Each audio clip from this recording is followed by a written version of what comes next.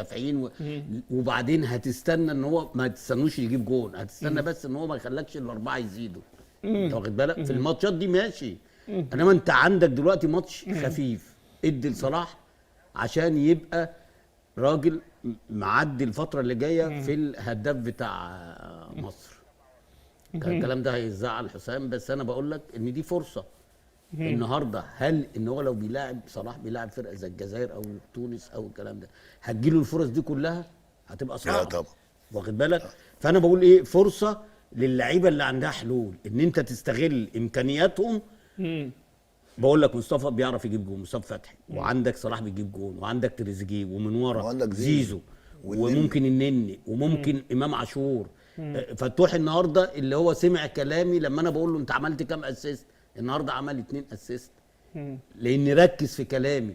طب النهارده يبقى لما يعمل، مع ان فرقه ضعيفه وكل حاجه، بس هو حط في دماغه ان انا اروح وابص وارفع عيني واعملها لصلاح في الكورتين. طيب كابتن رضا، بمنتهى الامانه، ماشي، لو انت مكان فيتوريا وانت ضميت خلاص احمد فتوح، تلعبه اساسي النهارده ولا تلاعب محمد حمدي باعتبار انك انت كنت بتدي محمد حمدي على طول، ولا تلاعب احمد فتوح عشان ما تبقاش انت جبته وما لعبتوش فتحصل مشكله اكتر، ولا فنيا لازم يلعبه علشان يجيب ماتشات وياخد خبره؟ انت بكلمك بمنتهى الامانه وانت فتحت قصه احمد فتوح، تلعبه ولا لا؟ لا، مش هيغلط ومخدوش نفسه يا كابتن. ومخدوش. سيبك من مكتوش، انت خدت يبقى احمد هو فتوح خلاص. من الاخر ماشي هو بيلعبه عند ان انا خدته وبلعب. طب ما لعبتش ليه ماشي، النهارده؟ بس هو صلى على احسن مع الوضع في الاعتبار. احمد فتوح هو افضل ظهير ايسر في ما مصر. اختلفتش معاك. طب انت ما ماتش، كانش بيلعب. لا استنى، ماتش الجزائر الاخير احمد فتوح ما لعبوش ليه؟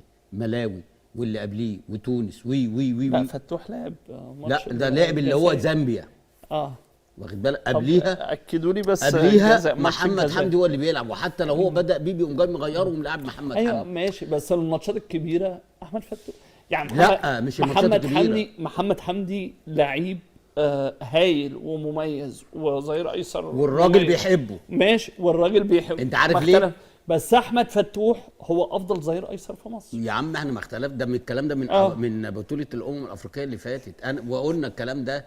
بس انت دلوقتي محمد حمدي لعب الجزائر صح زي ما حضرتك قلت. ايوه واحمد فتوح الزامبي. وانا قاعد ماشي ما انا اوكي. مذاكر الكلام ماشي ده. تمام. احمد فتوح لعب زامبيا وخرجه، ولعب محمد حمدي في الاخر، واخد بالك؟ وجي بعد كده بدأ بيه ماتش الجزائر، بدأ بمحمد حمدي.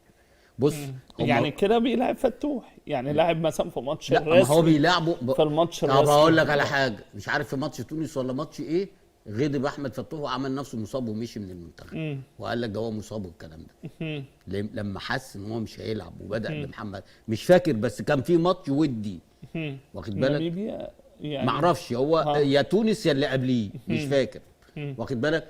بس هو واخده المره دي. بس انا هقول لك على حاجه يا اسلام،